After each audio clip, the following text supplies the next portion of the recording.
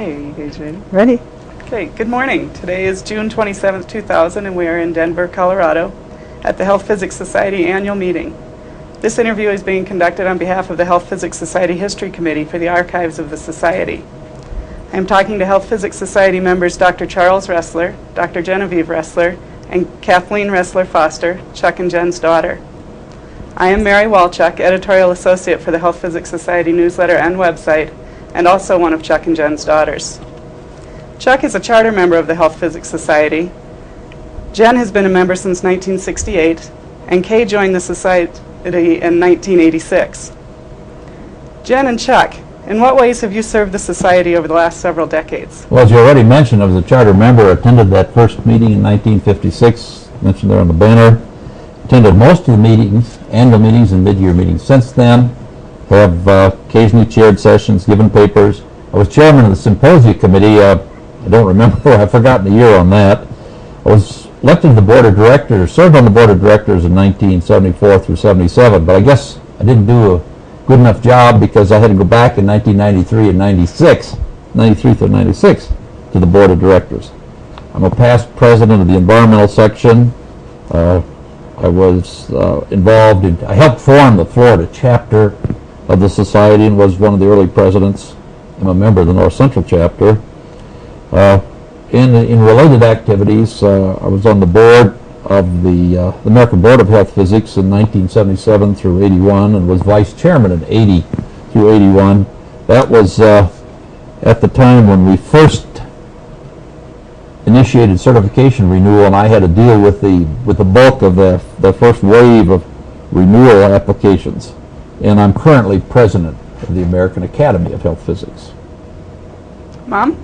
Well, he reminded me of a few things I had forgotten about. I think I've attended every annual meeting since the first meeting, which was in 1956. First I attended as a spouse, and now, and in recent years, as a member. I've been involved in the Society probably as much as any member of the Society, but I'll just mention a few highlights. In the late 80s, I was on the board of directors. I was secretary at the time. From 1982 to 1988, I was editor-in-chief of Health Physics Journal.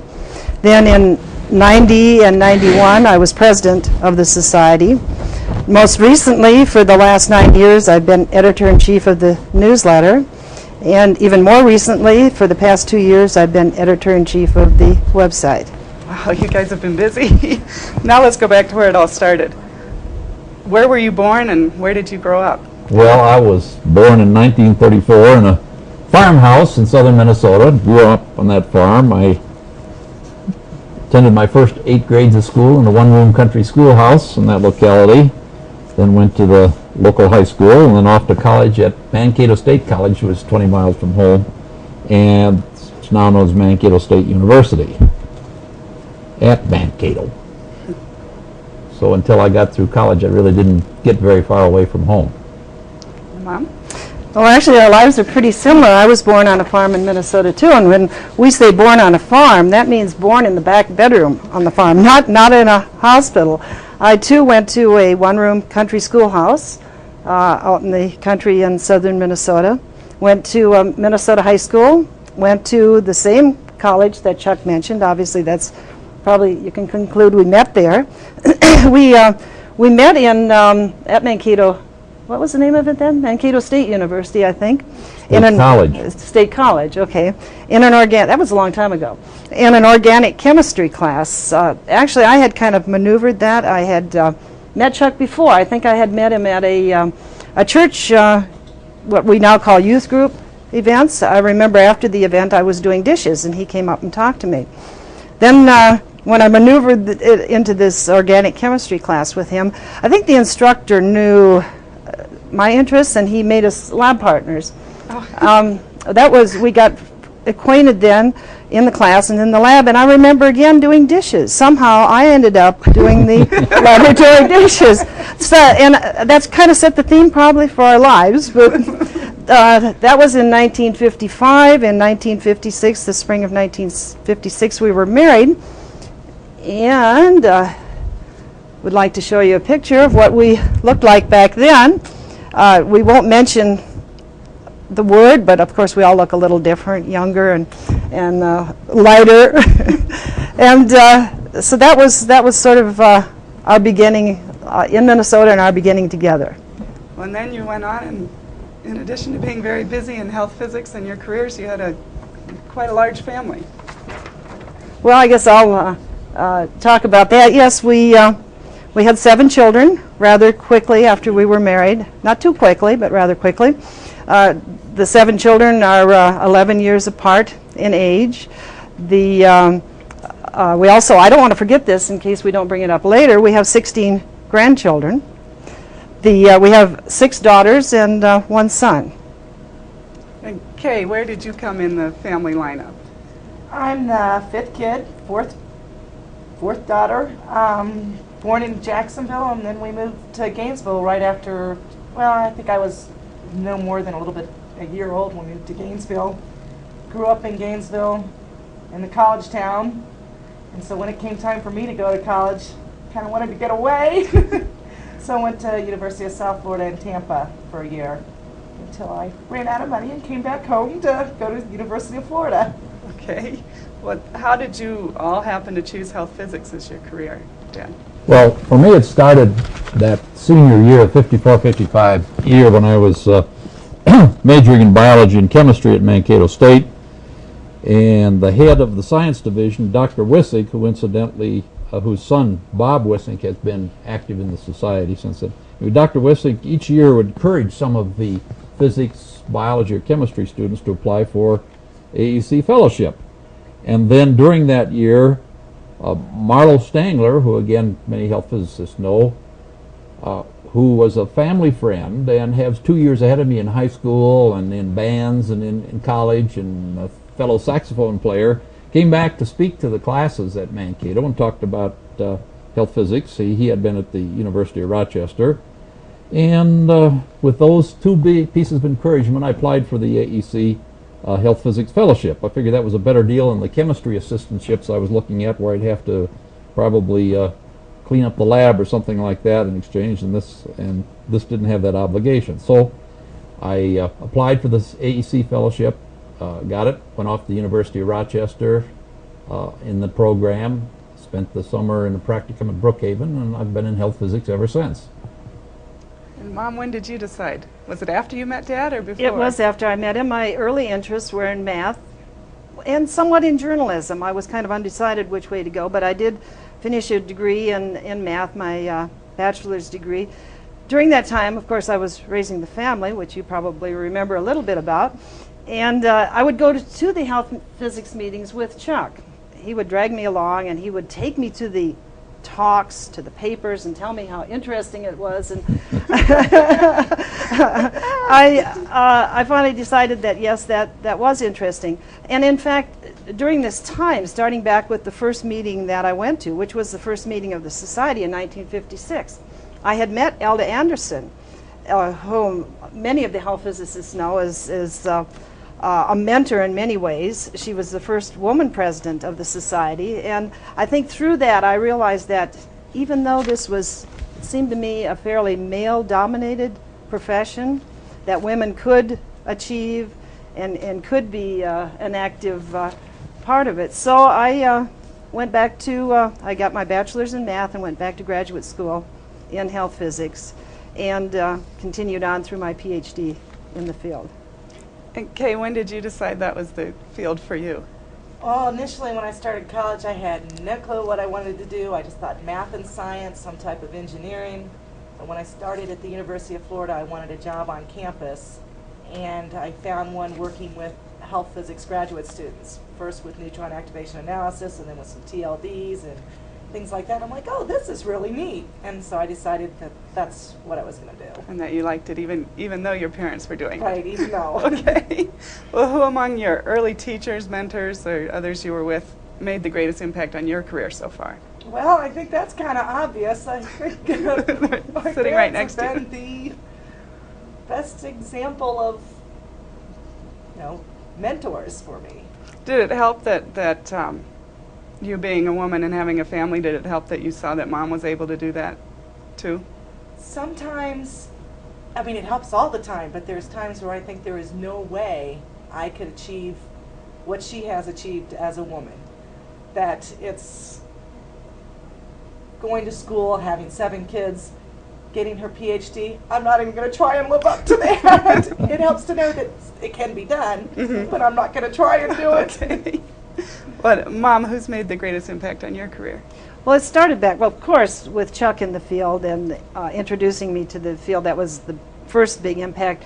I was really impressed, though, and I think it was in the 1960s when Chuck was at the State Board of Health in Jacksonville, Florida. He invited K.Z. Morgan, Carl Morgan, who was the first president of the society and the first editor of the journal. We went out to dinner with K.Z. and his wife, Helen. KZ was in his prime then. He was absolutely wonderful, and that here's a physicist, and I thought physicists were always kind of, serious, and they didn't have a very broad attitude toward education. I was taking some English courses, some writing courses, and he said that was very important, that to be in health physics you had to have a very broad background. You had to have an interest in various things. You had to be a good communicator. You had to be a good writer. That impressed me so much, and that was when I really felt that health physics would be my career. Okay, and Dad? Well, I guess the number of people along the way, certainly that high school principal that convinced me to go to college would be the starting point. And then at Mankato State, Dr. Wissink, who encouraged me to apply for the AAC fellowship. Then when I got to the University of Rochester, of course, Newell Standard, always the scholar and gentleman. And Hoyt Whipple's sort of the maverick, and telling us that we needed to use professionalism and not depend totally on the rules and regulations of the Atomic Energy Commission. And then in 1959, when I took the AAC Industrial Hygiene Fellowship, went to the University of Pittsburgh, there was Ted Hatch, who was a prominent industrial hygiene engineer, aerosol expert, and actually the first overall environmentalist that I met. Of course, I met Herman Sember there at the same time. And then shortly after that, when I went to work for the Florida State Board of Health, my boss, Dr. Edwin G. Williams, was a retired Public Health Service officer who had been prominent in the Public Health Service Radiological Health Branch, and I certainly owe a lot of my thoughts and attitudes to him. And of course, as Jen already mentioned, K.Z. Morgan at that point in time was a great influence as well. Okay, well, you've both done an awful lot in the field and outside of the field. But what achievements do you think are your greatest or personally most satisfying, Mom? In the field, certainly, I think my greatest achievement, my greatest satisfaction came from being editor of the journal. I think because it was the most scientifically challenging, this is the Health Physics Journal, scientifically challenging position. And you can see, too, because so far there have only been 5 editors of the journal in all the years since the 1950s. It was a very special responsibility, a very special challenge. While I was editor of the journal, we went from a format that looked like this, a very small size with the names of the editors on the cover. I thought that we could make it much more professional looking. So during my term as editor, I changed the format, the color, the cover to a more popular size, I guess you would say. But we all had to change our bookshelves because you changed the size. I took a lot of complaints, but I think in the long remember run, that. It was his bookshelf that was a problem. Also, that's just the looks of the journal. I bit the bullet and I said we're going to use SI units. Authors had to use SI units as their primary units. I developed a whole new format, style format, and added more editors in various fields. So it was a very interesting and very challenging time. Okay, and Dad, how about you? How about me? Well, let me dwell on the satisfying things. Of course, winning the AAC fellowship was satisfying. Becoming certified was satisfying. Being elected to offices in the society, the board, and the academy were all satisfying. And I guess the most satisfying thing is seeing the former students being successful in health physics. And what of that would you like most to be remembered for? I suppose being a teacher in health being a physics. teacher. And how about you? I think, they talk about what would be on your tombstone or what would you like most to be remembered for. For me, it's family. And I'm very proud of our family. All of our children have college degrees. This is, as you can tell, is a very large family. This includes not only our children, but spouses and the grandchildren. I'd like to be remembered for setting an example for the children, for encouraging our grandchildren. All of our children have college degrees, some are doing graduate work, and we're at the point now where our first grandchild will enter college. And I think both of us want very much to encourage our children to look toward advanced degrees, but also, and probably most important, to pick a field that they like and pick a field where they can work and be happy doing it. That's one of the things I remember is people asked me why I didn't go into your field, or if you wanted me to, if you were disappointed in me not being a scientist. And I always tell them, my mom and dad always said, you have to do what you want. I never felt any pressure to follow.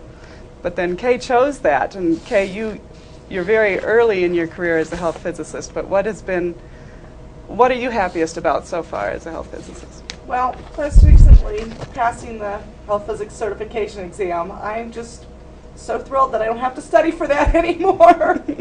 But on the other hand, she's trying to finish up her master's degree, so she is still studying health physics.